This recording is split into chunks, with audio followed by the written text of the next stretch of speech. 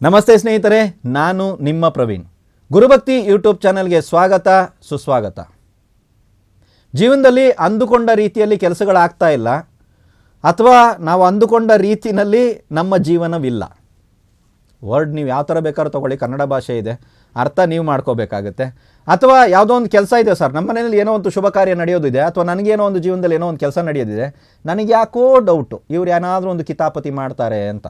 ಅಥವಾ ನನಗೆ ಯಾಕೋ ಡೌಟು, ಲಾಸ್ಟ್ ಟೈಮು ಅಷ್ಟೇ ಕೊನೆ ತನಕ ಬಂದು ಕಟ್ಟಾಗಿತ್ತು, ಈ ಸಲನೂ ಕೊನೆ ತನಕ ಬಂದು ಕಟ್ಟಾಗುತ್ತೆ. ನಾವೇ ಮೊದಲೇ ಹೇಳ್ಬಿಡೋದು, ಅದನ್ನು ಬಾಯಿ ಹಾಕೋದೇ ನಾವೇ, ಕೆಟ್ಟ ಬಾಯಿ ಯಾರ್ದಂದರೆ ನಮ್ಮದೇ, ನಾವೇ ಹಾಕ್ಬಿಡೋದು. ಆಮೇಲೆ ಹೇಳೋದು ಅವನು ನೋಡ್ದ ಅದರಿಂದ ದೃಷ್ಟಿದೋಷ ಆಯ್ತೇನೋ ಅಂತ. ಅರ್ಥ ಆಯ್ತಾ? ಸೊ ಈ ರೀತಿ ಏನಾದರೂ ಸಮಸ್ಯೆ ಇರುವಂಥವ್ರು ಏನು ಮಾಡಿ ಅಂದರೆ, ಗಾಳಿಪಟ ನೋಡಿ, ಕೆಲವೊಂದು ಅಂಗಡಿಗಳಲ್ಲಿ ಪರ್ಮನೆಂಟಾಗಿ ಗಾಳಿಪಟ ಸಿಗುವಂಥ ಅಂಗಡಿಗಳು ಇದೆ. ನೀವು ಸೀಸನ್ಗೆ ಹುಡ್ಕೊಂಡು ಹೋಗಬೇಡಿ, ನಾರ್ಮಲಾಗಿ ಗಾಳಿಪಟಗಳನ್ನ ತಗೊಳ್ಳಿ. 5 ಗಾಳಿಪಟ ತಗೊಳ್ಳಿ, ಬಣ್ಣ ಯಾವುದಿದ್ರೂ ಪರವಾಗಿಲ್ಲ, ಇದು ತಂತ್ರ ಪರಿಹಾರ ಆಗಿರ್ತದೆ. 5 ಗಾಳಿಪಟವನ್ನು ತಗೊಂಡು ಮನೆಗೆ ಬನ್ನಿ. ಕೆಂಪು ಕಲರ್ ಇಂಕು, ಆಯಿತಾ? ಕೆಂಪು ಕಲರ್ ಇಂಕ್ ಇರುವಂಥ ಲೇಖನಿಯಿಂದ ನಿಮ್ಮ ಮನೋಕಾಮನೆಯನ್ನು ಅದರಲ್ಲಿ ಬರೀರಿ. ಬರೋದ್ರಾ? 5 ಗಾಳಿಪಟಗಳನ್ನು ಕೈನಲ್ಲಿ ಇಟ್ಕೊಳ್ಳಿ, ಕೈ ಜೋಡಿಸಿ ಸೂರ್ಯ ಭಗವಂತನಲ್ಲಿ ಪ್ರಾರ್ಥನೆ ಮಾಡಿ. ಪೂರ್ವದ ಕಡೆ ಮುಖ ಮಾಡ್ಕೊಳ್ಳಿ. ಸರ್, ಸೂರ್ಯ ಬಂದ್ಬಿಟ್ಟು ತಲೆ ನೆತ್ತಿ ಮೇಲೆ ಬಂದವನು ಹಿಂದ್ಗಡೆ ಇಳಿತಾವನೆ ಅಂತೆಲ್ಲ ಬೇಡ. ನೀವು ಪೂರ್ವದ ಕಡೆ ಮುಖ ಮಾಡಿಕೊಂಡು, ಈ ಥರ ವಿಷಯ ಇದೆ, ನಾನು ಈ ಥರ ವ್ಯಕ್ತಿ ಇದ್ದೀನಿ, ಇಂಥ ಕಡೆ ವಾಸ ಮಾಡ್ತಾ ಇದ್ದೀನಿ, ನನ್ನ ಜೀವನದಲ್ಲಿ ಈ ವಿಚಾರಕ್ಕಾಗಿ ನಾನು ಈ ಪ್ರಯೋಗವನ್ನು ಮಾಡ್ತಾ ಇದ್ದೀನಿ, ಈ ವಿಚಾರ ನನ್ನ ಜೀವನದಲ್ಲಿ ನಡೀಲಿ ಅಂತ ತಾವು ಆಶೀರ್ವಾದ ಮಾಡಿ ಅಂತೇಳ್ಬಿಟ್ಟು ಸೂರ್ಯ ದೇವರನ್ನು ಪ್ರಾರ್ಥನೆ ಮಾಡಿ. ಆವತ್ತಿನ ದಿನ ಸಂಜೆ, ಅದನ್ನ ಅಲ್ಲೇ ಇಡಿ, ಮನೆಯಲ್ಲಿ ಪರವಾಗಿಲ್ಲ, ಆವತ್ತಿನ ದಿನ ಸಂಜೆ ಈ ಗಾಳಿಪಟವನ್ನು ತಗೊಂಡು ಯಾವುದಾದ್ರು ನಿರ್ಜನವಾಗಿರುವಂಥ ಪ್ರದೇಶಕ್ಕೆ ಹೋಗಿ. ಜನ ಯಾರು ಓಡಾಡ್ತಾ ಇಲ್ಲ, ನಮ್ಮ ಕೆಲಸ ಆಗೋ ತನಕ ಪರ್ಮನೆಂಟಾಗಿ ಯಾರು ಓಡಾಡ್ತಾ ಇಲ್ವಲ್ಲ, ಹಂಗಲ್ಲ, ಯಾರು ಆ ಟೈಮಲ್ಲಿ ಓಡಾಡಲ್ಲ ಅಂತ ಜಾಗಕ್ಕೆ ಹೋಗ್ಬಿಟ್ಟು 5 ಗಾಳಿಪಟವನ್ನು ಸುಟ್ಟಾಕಿ.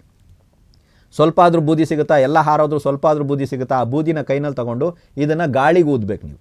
ಆಯಿತಾ? ಮನಸ್ಸಲ್ಲಿ ಅಂದ್ಕೊಂಡು ಈ ಕೆಲಸ ನಂದು ಆಗ್ತಾ ಇದೆ ಅಂತೇಳ್ಬಿಟ್ಟು ಅಂದ್ಕೊಂಡು ಇದನ್ನು ಗಾಳಿಗೂದಿ. ನೀವು ಮನೋಕಾಮನೆಯನ್ನು ಯಾವುದೇ ಬರೀರಿ, ಅದು ನ್ಯಾಯಯುತವಾಗಿದ್ದರೆ ಖಂಡಿತವಾಗಲೂ ಆ ಮನೋಕಾಮನೆಗಳು ಈಡೇರುತ್ತೆ.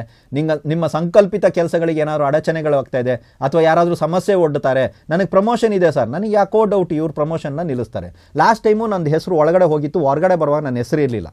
ಗೊತ್ತಾಗ್ತಾ ಇದೆಯಾ? ಪರಿಹಾರ ಕ್ರಿಯೆಗಳನ್ನ ನಾನು ತುಂಬ ಕೊಡ್ತಾ ಇದ್ದೀನಿ, ಬಟ್ ಏನು ಅಂದರೆ ತುಂಬ ಜನರಿಗೆ ವಿಷಯ ಗೊತ್ತಾಗ್ತಾ ಇಲ್ಲ, ಪರಿಹಾರ ಕ್ರಿಯೆನ ಯಾವುದಕ್ಕೆ ಯೂಸ್ ಮಾಡಬೇಕು ಅಂತ ಅವ್ರಿಗೆ ಗೊತ್ತಿಲ್ಲ. ಅವ್ರು ಕೆಲವೊಂದು ಕಮೆಂಟ್ ಹಾಕಿದಾಗ ನಾನು ಯೋಚನೆ ಮಾಡ್ತೀನಿ, ಇದಕ್ಕೆ ತಾನೇ ಈ ಪರಿಹಾರ ಕೊಟ್ಟಿರೋದು, ಇವರು ಇದಕ್ಕೊಂದು ಪರಿಹಾರ ಹೇಳಿ ಅಂತ ಏನು ಹಾಕೋರೆ ಅಂತ.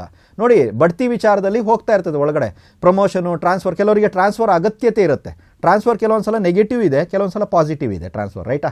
ಸೊ ಇಲ್ಲಿ ಪಾಸಿಟಿವ್ ಅಂತ ತಿಳ್ಕೊಳ್ಳೋಣ. ಹೋಗುತ್ತೆ ಹೆಸರು, ಮತ್ತೆ ಲಿಸ್ಟಲ್ಲಿ ಹೆಸರು ಇಲ್ಲ, ಯಾರು ಕಟ್ ಮಾಡಿದ್ರು ಗೊತ್ತಿಲ್ಲ. ಅರ್ಥ ಆಗ್ತಾ ಇದೆ? ಈ ಥರದ್ದೆಲ್ಲ ಏನಾದರೂ ಸಂಭವಿಸ್ತಾ ಇದೆ ಅಂತ ಹೇಳಿದ್ರೆ ಈ ಪ್ರಯೋಗ ಆರಾಮಾಗಿ ನೀವು ಮಾಡ್ಕೋಬೋದು. ಈ ಪ್ರಯೋಗದಿಂದ ಖಂಡಿತವಾಗ್ಲೂ ಕೆಲಸ ಆಗುತ್ತಾ ಸರ್ ಅಂದರೆ 100% ಕೆಲಸ ಆಗುತ್ತೆ. ನಂಬಿಕೆ. ಹೇಗೆ ಸರ್?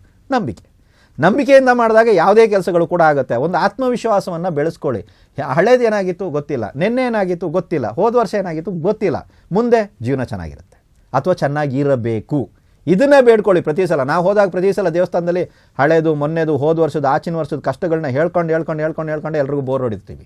ಅದಕ್ಕೆ ಬದಲಾಗಿ ನಿನ್ನೆ ಮೊನ್ನೆ ಎಲ್ಲ ನನ್ನ ಜೀವನದಲ್ಲಿ ನೋವಿರ್ಬೋದು, ಏನೇ ಇದ್ದಿರ್ಬೋದು, ಮುಂದೆ ನನ್ನ ಜೀವನದಲ್ಲಿ ಒಳ್ಳೇದಾಗಲಿ ಅಂತ ಆಶೀರ್ವಾದ ಮಾಡಿ. ಯಾವುದೇ ಗುರುಗಳ ಹತ್ರ ಹೋದಾಗ, ಯಾವುದೇ ಹಿರಿಯರ ಹತ್ರ ಹೋದಾಗ ಆಶೀರ್ವಾದ ಕೇಳುವಾಗ ಇದನ್ನು ಕೇಳಿ, ಏನು ನಡೀತು ನನಗೆ ಗೊತ್ತಿಲ್ಲ, ಮುಂದೆ ಆದರೂ ನನ್ನ ಜೀವನದಲ್ಲಿ ಒಳ್ಳೇದಾಗಲಿ ಅಂತೇಳ್ಬಿಟ್ಟು ಆಶೀರ್ವಾದ ಮಾಡಿ ಅಂತ ಕೇಳಿ ನೋಡಿ. ನಿಜವಾಗ್ಲೂ ನಿಮ್ಮ ಮುಂದಿನ ಭವಿಷ್ಯ ಚೆನ್ನಾಗಿರುತ್ತೆ. ಪರಿಹಾರ ಮಾಡಿ ನೋಡಿ, ಎಲ್ರಿಗೂ ಒಳ್ಳೇದಾಗಲಿ.